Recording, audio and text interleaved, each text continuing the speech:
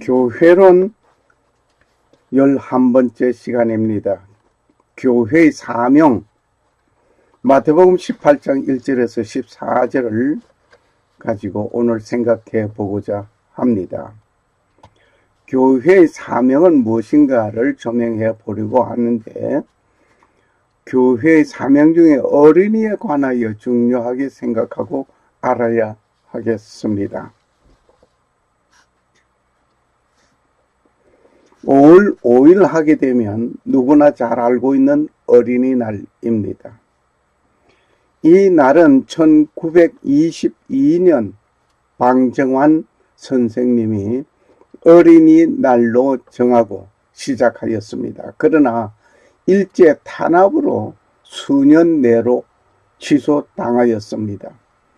해방이 되면서 다시 소생하여 오늘에 이르게 되었습니다. 모든 어린이는 튼튼하게 가정과 사회에서 참된 애정으로 교육시켜야 한다는 전문으로 어린이 헌장을 제정하여 어린이날만 되면 이 헌장을 되새기면서 어린이의 행복을 기원하였습니다. 전국 각 곳곳에서 모범 어린이 95명을 초대하여 보잉 727 태워 산업시찰도 시켜주면서 어린이날 행사를 하였던 지난 날들이 있었습니다. 이 날만 어린이날로 정할 것이 아닙니다. 어른들은 제2세대의 국민이 되는 나라의 보배입니다. 그 보배가 되는 어린이를 나라와 민족과 조국 앞에 부끄럽지 않도록 키워야 할 것입니다. 1957년 발표 당시 어린이 헌장을 봅니다. 어린이는 나라와 결의 앞날을 이어나갈 새 사람이므로 그들의 몸과 마음을 키워 여겨온 아름답고 씩씩하게 자라도록 힘써야 합니다. 어린이는 인간으로서 존중하여야 하며 사회의 한 사람으로 올바르게 키워야 한다. 어린이는 튼튼하게 가정과 사회에 참된 애정으로 교육하여야 한다. 어린이에게는 마음껏 놀고 공부할 수 있는 시설과 환경을 마련해 주어야 한다. 어린이는 공부나 일이 몸과 마음에 짐이 되지 않아야 한다. 어린이는 위험한 때에 맨 먼저 구출하여야 한다. 어린이는 어떠한 경우에도 악용의 대상이 되어서는 아니 된다. 굶주린 어린이는 먹여야 한다. 병든 어린이는 치료해 주어야 한다.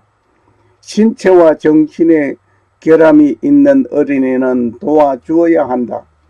불량아는 교화하여야 하고 고아나 불량아는 구호해야 한다. 어린이는 자연과 예술을 사랑하고 과학을 탐구하며 도의를 존중하도록 이끌어야 한다. 어린이는 좋은 국민으로서의 인류의 자유와 평화와 문화 발전에 공헌할 수 있도록 키워야 한다. 이 어린이 헌장과 같이 어린이를 잘 양육하는지 궁금합니다. 어린이날이 마치 어른들의 놀이를 위한 날이 되는지 아니면 어린이를 위한 것인지 어린이날 한 날만 어린이를 생각하고 다른 날은 그렇지 않는지 깊이 반성해야 할 것 같습니다. 먼저 오늘 본문의 말씀을 읽겠습니다. 바로 그때에 제자들이 예수께 나와 이르되 하늘의 왕국에서는 누가 크니까 하매 예수님께서 어린아이 하나를 불러 그들 가운데 세우고 이르시되 진실로 내가 너에게 이르노니 너희가 회심하여 어린아이들과 같이 되지 아니하면 하늘의 왕국에 들어가지 못하리라.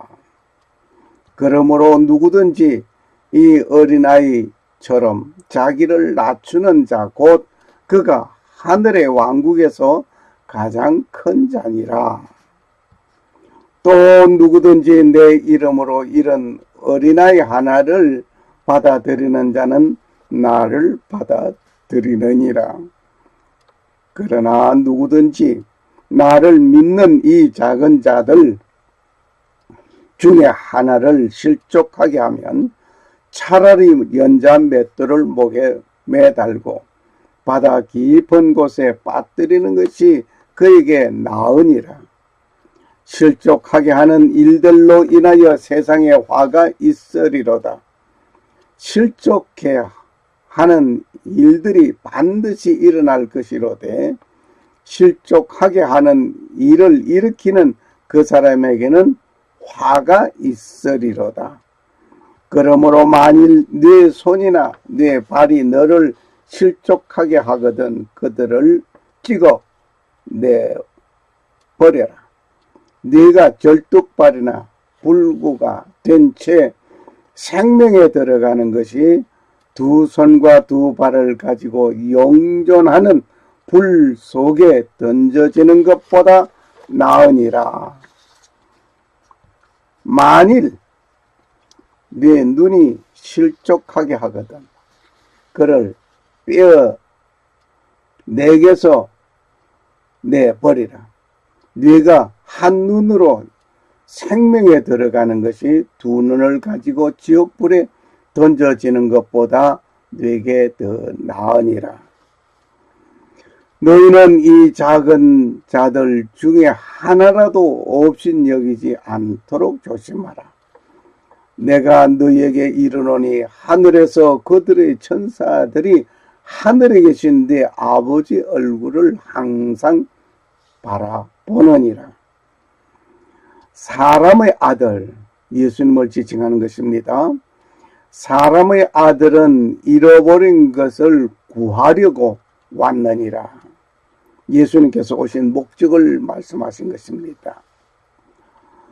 너희 생각은 어떠하냐? 만일 어떤 사람에게 양 100마리가 있는데 그것들 중에 한 마리가 길을 잃으면 그가 99마리를 남겨두고 산으로 들어가 길 잃은 양을 찾지 아니하겠느냐?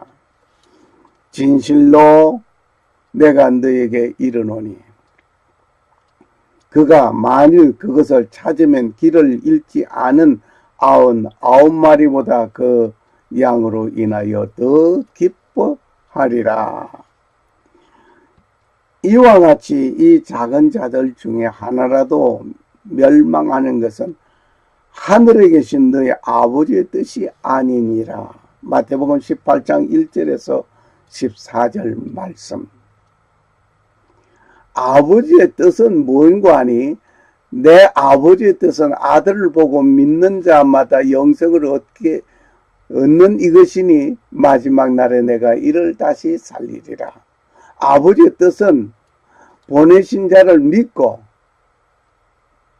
보냄을 받은 자를 믿고 보냄을 받은 자가 누굽니까? 예수 그리스도입니다. 내 아버지의 뜻은 아들을 보고 예수님을 보고 믿는 자가 되어야 하고 그가 영생을 믿음으로 영생을 얻는 이것이 아버지의 뜻이고 이 마지막 날에 내가 다시 살리리라 해서 부활을 1차 부활을 말하고 있습니다.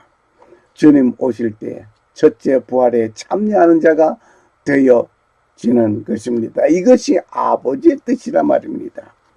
동서고금을 막론하고 어린이는 작은 자로 평가하고 있는 것을 많이 봅니다. 아이가 어른들과 얘기할 때 끼어들면은 애들이 뭘 안다고 그러면서 업신여겨 버리기도 했죠. 작은 자라고 보지만 업신여기는 일이 되어서는 아니 될 것이라고 생각합니다.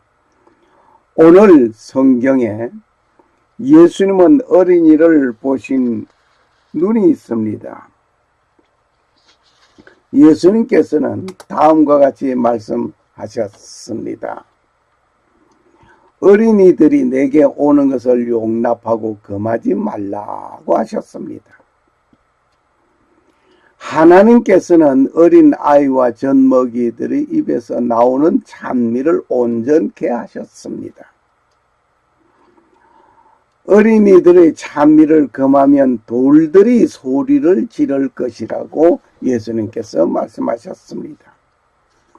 누구든지 내 이름으로 이런 어린 아이 하나를 영접하면 곧 나를 영접함이라고 했습니다. 어린아이를 영접하는 것이 곧 나를 영접하는 것이다. 예수님께서 말씀하셨습니다. 왜 예수님께서 어린아이를 이렇게 사랑하셨는지 또는 그 이유가 무엇인지를 우리는 좀 더 구체적으로 알아봐야 하겠습니다. 귀한 생명이 저에게 있으며 생애를 놓고 선한 일을 할 수 있기 때문에 예수님은 어린이를 가장 귀하게 여겼습니다.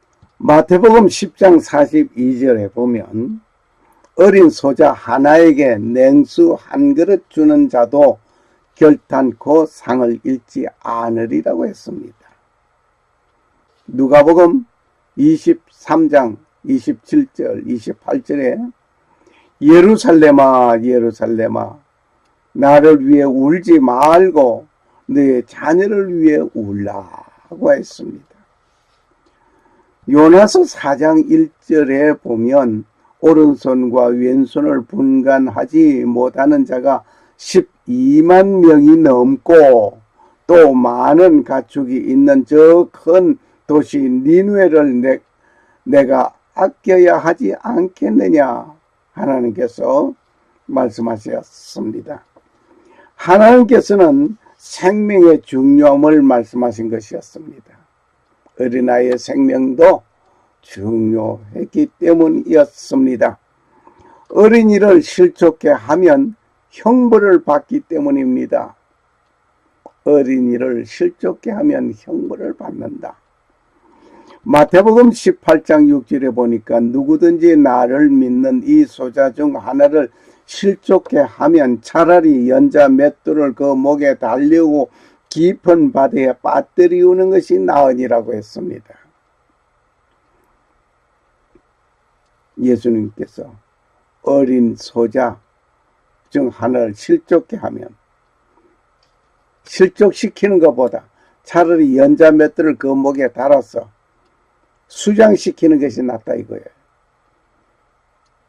실족되면 영원한 지옥 백성이 되지만 그를 죽여버리면 하나님 나라에 이르게 되는 믿음의 자녀들을 결코 실족시켜서는 아니 되리라 봅니다. 당시 로마 형법 중에 무서운 법이 하나 있었습니다. 어린이를 실족해 하면 사형에 해당한다고 하였습니다. 이것이 로마 법이었습니다. 세상 법도 어린이를 실족시키지 못하게 하였는데 지금은 어떻습니까? 어린이들을 나의 삶의 도구로 삼고 어린이들을 나의 이익의 도구를 삼고 어린이를 나의 쾌락의 도구를 삼는다면 실족해 하는 것입니다. 우리는 어린이를 실족해 하면 실족해 한 죄의 값을 받게 되는 것은 분명한 것입니다. 하나님께서도 말씀하셨습니다. 누구든지 나를 믿는 이 소자 중 하나를 실족해 하면 차라리 실족해 시키는 것보다 차라리 연자 맷돌을 그 목에 달려서 깊은 바다에 빠뜨려 수장시키는 것이 낫다고 했습니다. 그 죄값을 실족시킨 자에게 물을 것입니다. 하나님은 어린이를 귀하게 보십니다. 하나님은 어린이를 귀하게 보시는 이유들이 있습니다. 마태복음 18장 10절 삼가 이 소자 중에 하나도 없인 여기지 말라. 너에게 말하노니 저의 천사들이 하늘에서 하늘에 계신 내 아버지의 얼굴을 항상 배움느니라. 이 말은 천사들이 하나님께서 어린이를 위하여 시키실 일이 무엇임을 알아서 즉각 시행하려고 하나님의 명령을 기다리면서 그 얼굴들을 바라보고 있다는 말씀입니다. 이렇게 하나님은 작은 아이 하나까지 책임을 지고 보살펴 주시는 모습을 봅니다.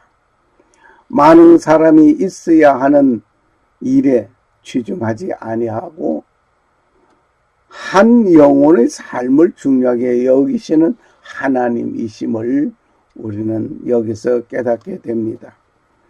교회에서도 군정심리에 접할 것이 아니라 영혼의 중요한 모습을 바라보며 영혼을 중시하는 자가 되어야 할 것입니다. 요게벳이나 미리암의 모습을 봅니다. 모세를 업신여긴 사건이 요게벳이나 미리암이 있죠. 모세를 향한 불만이 있었기도 합니다. 결국 이 불만은 모세를 향한 것이지만 모세를 지도자로 세우신 하나님을 향한 불평이었습니다. 이스라엘은 하만의 손에 망할 뻔하였습니다. 에스들은 작은 어린아이, 즉 천의 고아였습니다. 하나님은 그 아이를 통하여 바벨론에서 유대인들이 다 죽게 된 상황에 이르렀을 때 구원의 역사를 성취하게 하는 일을 진행하셨습니다. 만일 한 국가에 어린이가 없다면 그 국가의 10년 후에 어떠한 국가가 되겠는가? 여러분 상상해 보시기를 바랍니다. 여러분의 가정에 어린이가 없다면 여러분의 대를 이어나갈 자가 없습니다.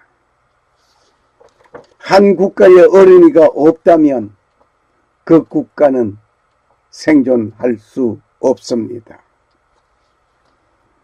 이와 같이 여러분의 교회에 어린이가 없다면 생각해 보시기를 원합니다. 교회에 어린이가 없다? 교회가 지속할 수 있겠는가 말입니다.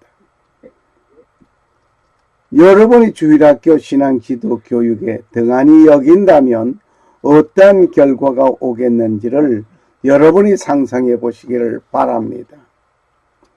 하루의 계획은 아침에 있습니다.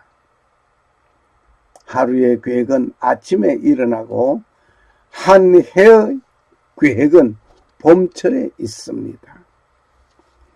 일생의 준비는 아동 시절에 있습니다.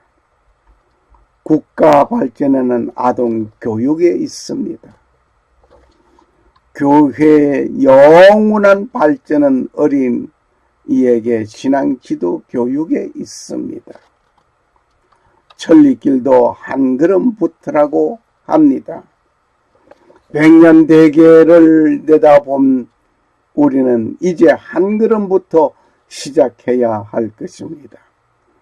아동 신앙 교육부터 시작해야 할 것입니다. 누구든지 내 이름으로 이런 어린아이 하나를 영접하면 곧 나를 영접함이요. 누구든지 이를 영접하면 나를 영접함이 아니요 나를 보내신 이를 영접함이니라. 예수님께서 어린아이를 영접하는 것은 나를 영접하는 것이요. 또 나를 영접하는, 예수를 영접하는 자는 예수님을 보내신 이를 영접하는 것이라. 다시 말을 하면 어린아이를 영접하는 것은 창조주 하나님을 영접한 것입니다. 샬롬. 감사합니다.